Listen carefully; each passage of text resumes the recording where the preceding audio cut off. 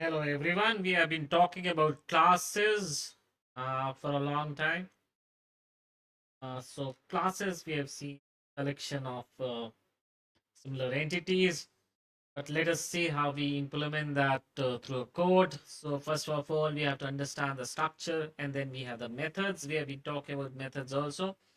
Methods like functions, what we want the system to do. Okay, so let's go ahead and see.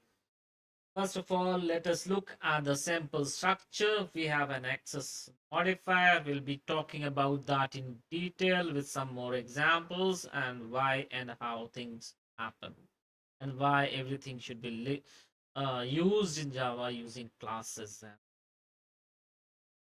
Okay, we'll be talking about that later. But first of all, let's see the structure. The access modifier class, then name of the class. Then we have the curly brackets. These curly brackets are basically your block operators. So you use it with the methods, functions, classes, start of a class, or loops. We use in loops also in conditions. As far as Java, C++, C languages are concerned, we use curly brackets, that is the block operators, but in Python we do not have any brackets. We have indentations. Okay, so if you try to find bracket there, you won't be able. And these brackets are important, and we'll see that later how important they are, how important block operators are, how they work, and on. So let's see. First, we have the class access modifier, name of the class. Then we have access modifier for the main function. And we have certain arguments which we pass in Java. We do pass arguments. Otherwise, in C Sharp, we don't have to, or in C++ also, we don't have to. In Python also, it is okay. It is optional, and we may or may not have the main function. Yeah. But this is main is the entry point. So Java or in Python, we can write anywhere without main function. Then we have the body to write the code. We're looking at some examples, but now let us see about how the declaration of a class is. First of all, we have to give the access specifier. That is what we have seen in the previous slide also. That is, you can give public, and that is optional actually. Why we give public, we'll be talking about that later. First of all, you have public, then we have default also. We have four access specifier modifiers, but for now, let's just see that we have to give an access specifier, but that is optional with the class. Then we have to write the keyword class, then write the class name, and the name could be the name of the code you are writing. It is not necessary. Okay, just keep in mind two things we have to keep in mind, and one I'll come to uh, that in the next slide. But the thing is, you should keep your name of the file and name of the class same, so that you can actually remember what you have done in that particular class or the program. Okay, and it is easier to call also from some other code or some other class or some other program you want to. Okay, so it is always better to have name of the class and name of the file same if you are having only one class. Okay, so I'm not talking about two classes where we have a base class, a derived class, something like that. We are just talking about a single program having a single class. So in that case, you can have the name of the file and name of the class same. Okay, this will help you to maintain your files, your codes.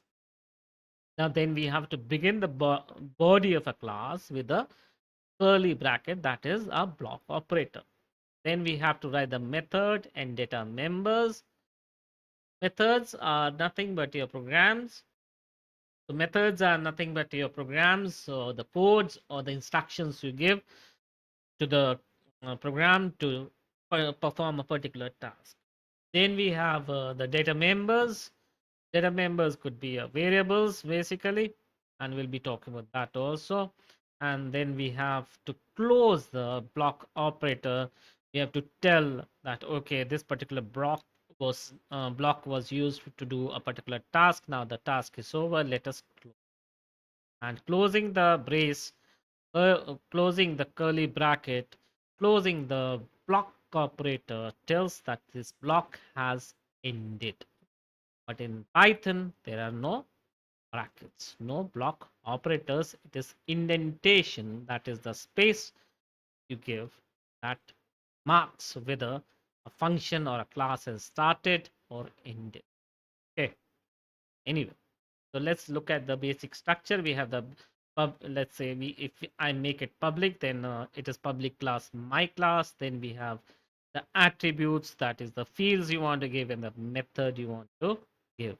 Attributes basically your variables and all, or constructors, user defined or system defined variables using the methods. We'll be talking about a lot of things from now on. Let us see an example.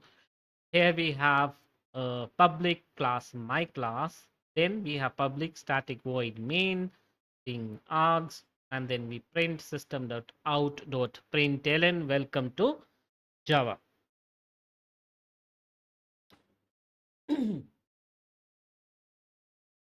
Okay, so this class name is my class, but I can tell you that it is not necessary to make it or to start with capital.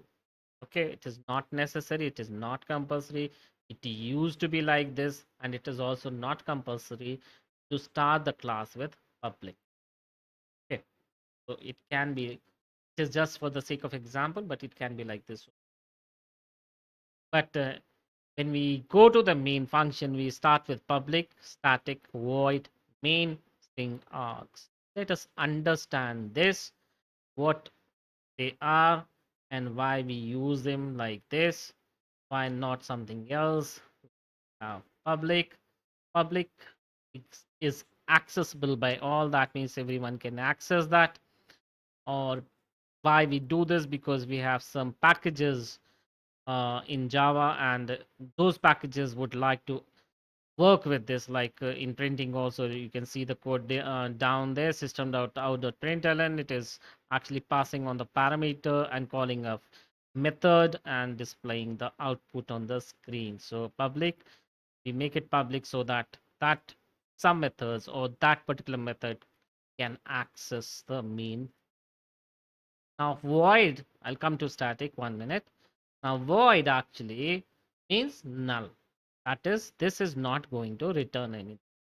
And then we have the main function, that is the keyword which tells the compiler that this is from where it enters. Now the question comes, when it is displaying welcome to Java, then how it can be void? Is not returning anything. Basically, when we have a method or a function, and that particular function or method is called by another function or method, and if it gives something x to, let's say, y, then it is returning something. And in this case, actually, it is not returning, it is just displaying what content or what the user wants to display. Okay, so that is why void and main is the entry point. Now static. Static keyword is actually interesting in Java. It's unlike the other languages, but static here tells that you can access this main function, you can access this code without the need of creating an object. You don't have to create an object of my class to access the code. Okay, otherwise, as we have seen earlier, if you want to get a book out of a library, what you need a library card, and we call it as object. If that means you're creating an object of a class to access it. But in this case, we don't want an object to be created because this is the entry point. Why I would like to create an object of this? Okay, so static makes it happen, and it helps the code to run without the need of creating an object. Interesting to see that you can try with this. You put a static and don't do anything else, still the code will run. Okay, you can try things and see how it happens. Now, the interesting part comes is this one. This is my interpretation. Also, with the years I've seen and how it works. String args basically args is arguments. So this is a variable basically, and it tells that this is a string type of an array, blank array. So undefined array, whatever we are inputting, it will go and it will be stored in args. Now, from where it is coming? It is basically for command line arguments. Like if I want to run this code, I compile it and run it on a prompt with some arguments, then I'll be able to store them in args. Okay, since this is not a Java class, I will not be going into details of that, but definitely you can understand that a string args basically is for command line arguments, and it is a string type of an array. Okay, fine. So this is what it is. Then comes your next line. This block operator is there. You can see the block operator. We have the block operator here, here. They're all opening up. And then finally we close them one by one. Okay. To debug your code, you can always count the number of braces you have. They should be even. Two are open, two are closed. That is total. Braces are four. That means your syntax is okay with the brackets at. May not be the right place, but brackets are there. Okay. Now, then we have a method, a function, display welcome to Java. What we have here is system.out.print. Print ln. We have print and print ln both. Okay. Ln is a new line, and print is just on the same line. Now, println is a method. Let us read it backwards. Println is a method. Out could be an object, and system is a class. So from system class, I have out, and in out we have println, and we are just displaying. Or out could be a function within system, okay, and which has println. You can read it like that, or you can read it like that. Also, that it has object or it has some function. Okay? So we don't have to go into details right now on this, but I will cover it once we'll be working on the implementation, and would like to show you the structure also so that you can understand how it works. But now you can say that println is a method to display welcome to Java, which comes from system.out package. Okay, that is the system package, basically not out, system. Okay, so we say it like this, and welcome to Java. Could be anything else. And hello world people start with, but I always say hello world does not or do not make you a programmer. So just change it. Okay, but that you can keep whatever you like in display. Check. So structure is more or less it's same in all the languages like C++, C sharp, and other languages also, but they may be similar but not the same. And they have the identical structure, but the languages like Python, as I said, has a different structure altogether, and we'll be looking at some examples for that also, right? So classes and objects, the concept will remain the now. The one I said I'll be taking in the next slide, that is naming of a class. When we name a class, it is not necessary to start with a capital letter. It used to be like that earlier, but no more. You can simply have a class with a small letter. Okay. can have, like in my case, I had given my class and my was capital, so it was not necessary to make it capital. And when we have a capital, and actually it tells me that it's a system defined class, so I can easily access that and I can easily identify that. So let that be there only. That means capitals can be with the system classes. You can have a smaller one, or if you want to start with a capital, you can do that. It is entirely your choice. Okay. Now, but let's look at the Python structure also, although we are not concentrating on Python, but I'll be giving you some examples because the Python structure is quite different from other languages. Okay. So we have a class, that is my class. Then we have the attributes and methods here also. But in this case, as you can see, no braces are there. Okay.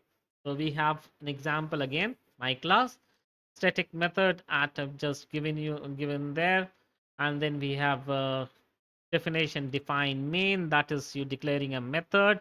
Then we just print welcome to Python. This is the class we have declared, but to use it we have to create a method, that is create a main function, and from there I have to call it. It is not actually function, because but we just have to declare that if there is a main, then what we have to do.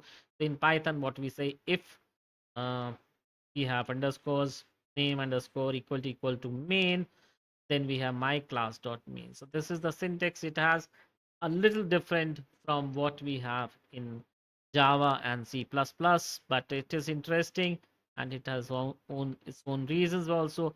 But we normally do not use classes much in Python, but yes, we are implementing something related with object oriented. We would like to have this. So keep in mind the structure in Python also, although the scope of this course, that is object oriented programming, is limited to Java, but I'm taking care of Python also so that you can understand the difference between the syntax. Actually, when you program, only syntax is different, logic remains the same. So whatever language you use, the logic will always remain the same. So concentrate on your logic development rather than on the syntax. Syntax you can always learn, and you can easily learn by having practice of more and more programs. Okay. Now, for rule, there are certain rules for naming a class, which stands the same in almost all the languages. First, it should not be a reserved word. That is a word which is defined, a factory word of a language. Then spaces should not be given in the name. We have a habit of giving spaces when we give the name, which thanks to MS Office. Word, we give spaces in the name, but we don't use it here. It must begin with an alphabet. You not start with a number, but alphabet is required. Now, alphabet may be followed by another alphabet or a number or an underscore, but it can be anything. Okay. Now, special characters, especially plus, star, then the brackets, forward slash and backward slash, then comma, still, then caret, and dot, and so on, and spaces. They are not allowed actually to be used in the name of a class. Okay, so you can avoid all these. Then no space between the two words, that is written earlier also. If the class consists of the words like my class, you cannot say my in the class. So there cannot be any space between the words there too also. Then we have the attributes. They are also known as the instance variables. Okay, so structure we have seen. So let's look at the attributes. So these attributes also, they're also known as instance variables, and the variables that store the state of data of an object. That is, they store the state or data of an object. Now, they actually represent characteristics or properties, the objects which are created from the class. Now, each object created from the class, it would have its own set of attribute values. So we'll be looking at them also. So let's go ahead and look at this example. Like what we had earlier, we had say given attribute and methods. The attributes are here. So public class staff attributes are the variables we are giving. That is private string name, private integer date of joining, DOJ. In Python, we will have class staff attributes are there. We are defined init, that is self name, and DOJ, that is init is the starting of a class, then self dot name, that is present name, and the self dot doj, that is what the parameter is passing to. So name and doj variables we have in Python code. Okay, so we have seen the example in Python and Java also. These are the attributes. Then comes the methods. Methods are basically the functions to perform a particular task. That is, we are defining certain methods for a class to behave or take an action that objects of the class can perform. So that the object what we create can perform that. Suppose I want to find the sum, then how we do that. So they represent actually the operations or functionalities which are associated with the objects of the class. Okay, so we can say that methods can interact with the classes attributes, that is the attribute of the classes, and modify the values and return the results. So methods are nothing basically but the functions, but in object oriented we call them methods as we use an object to access them. Okay, so let's see an example. We have public class sum, then attributes we have given integer private int result, then method we have public int add, int x and y we are passing two variables to it, result is x plus y and it is returning. It is a very simple example where we have uh, attribute result and a method which is called add with parameters x and y which are integer type. We are passing them and we are just calculating and returning. So it is not always required to return anything. If it is a void method, it does not require a return. Okay, if it is not void, then you have to return something. Since it is integer type, so it is returning an integer of x plus y, that is an integer only. So it is returning an integer. If it was float, it would return float. It was double, double, char, string, string. So whatever the type is of the method, in this case add, same we are going to return. Okay, so implementation, we'll see some implementation, how terms are, we have the thus far, whatever we have learned, how we implement them and develop the concept of what we have learned, the classes, the attributes, and the method, how we design a small program and see how it works. So let us look at a program and see the results. But before that, we have to talk about the object. And object, as we have discussed earlier also, yeah, these are the basically implement any class. If you want to access, you need an object for that. So in real world, state behavior and in software are implemented using variables and methods. So state and behavior in real world are implemented in a code using a variable and method. Variables are state, behavior is your method. Okay, so variable may be defined as a container. I'll always give an example of a matchbox or any other box where I can put something.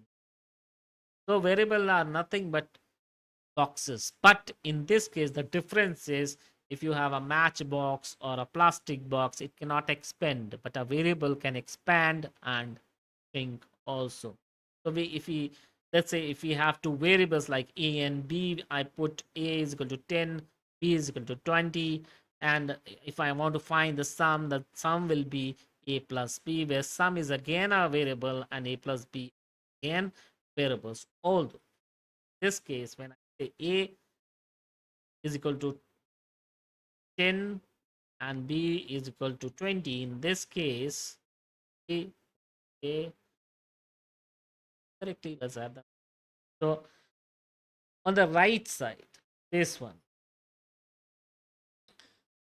we have the constants, and on the left side we have the variables. So by convention we can say that variables are always on the left side and constants are always on the right side. But you can argue with me on this, because in this case a plus b are on the right hand side, and which were actually variables, but in this case actually a and b are carrying a constant value, in this case 10 and 20. The behavior is little different. Yes, definitely they are variables, because if the value of a changes to 20 and b changes to 40, sum will be 60. Okay, just keep in mind variables are always on the left hand side, and constant values actually like 10 cannot be 11, but a can have 11, 12, 13, or whatever the number is. Similarly, b is a variable and 20 constant, and sum is equal to a plus b. Whatever we are storing here will be a constant value unless we change the value of a and okay. So method, we can say it is a set of instructions to perform a, so let's say real world and program state, that is data a b. In the above example, behavior is a method that is getting the sum as in the above example, right? Let's see. If I look at the code, I'll just start with class. This is, I've created two classes here so that I can explain you the utility or the implementation of an object, how we use it, how we access the variables of a class using the object. That is the core concept of object-oriented programming.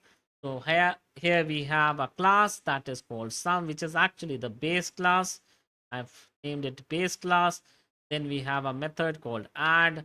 In this we have variables as we did earlier. We have fixed the value. So x is equal to 6, y is equal to 10, return x plus y. This is just a method I'm using. I'm not using any constructor. We'll be talking about the constructors later. This is just a method. Then we have public class main, that is the main class we are calling. So we have a base class and the main class, or a derived class we can have. Then we have public static void main string args. We have the main method here, and main method actually is creating an object of class sum. Okay, so we have a class sum, and we have obj here, which is an object of class sum, and we say new sum. When I put new keyword here, it means dynamically I'm actually creating something, creating an object dynamically.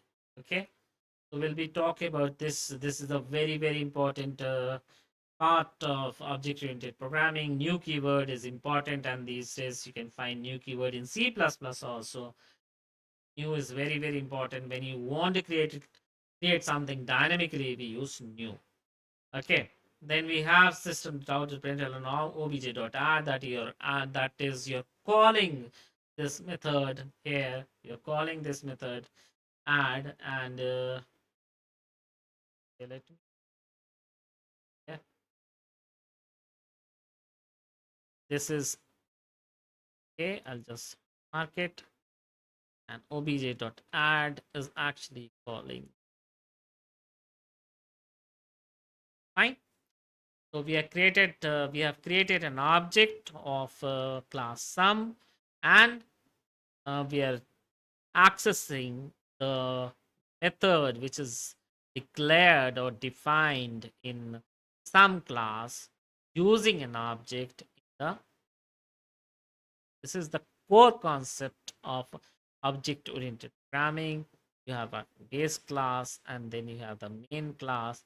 You can have many base classes actually. We have nested classes also in Java. So, and other languages also, but we'll be going into that later. For now, let us see how it works. And if we run this, we'll be working on implement. When I'll show you the implementation, I'll show you how we compile the code on the command prompt also, and how we use VS Code and to access this, or we can use some other interpreter like NetBeans or Eclipse integrated development environment. You can use any, that is IDE, any IDE to run Java codes. Okay, so I would be using VS Code, or maybe command prompts, or I can use NetBeans also. Okay, but we have to see how they work because compiling is much different here. Okay, so in this case, as I said and explained also, a program that is method of another calls a method of another one, that is one main class calls the method of another using an object which in this case is obj. Okay, so method add is called using object obj, which is created in the main class. Fine. So this is all for now. In the next lecture, we will be having a look at access modifier and attributes in little more detail with some more examples to understand, and we'll be seeing how and what all we have to do in coding and implementation of these, right? So we have access modifiers, why access modifiers are important, and how attributes are important, because we have just seen how attribute we have used like the variables, but how important they are, we'll be talking about that in the next lecture.